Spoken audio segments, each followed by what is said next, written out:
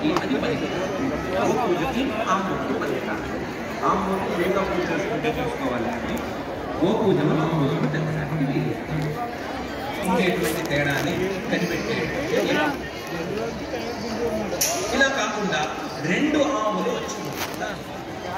ఈ 2 ఆవులు వేరు వేరా ఒకటేనా అని ఎవరైనా అడిగితే మనం సమాధానం ఏం చేసుకోవాలి? 2 ఆవులు పక్కన వీటికి జాతితో వచ్చేటువంటి తేడా ఏమీ లేదు.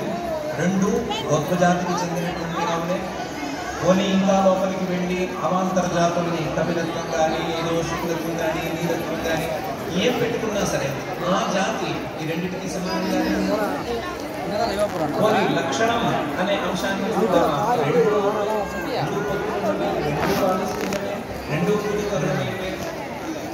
ఇలా జాతితోనూ లక్షణంతోనూ తేడాలు కనిపెట్టలేని సందర్భంలో ఏం చేయాలి?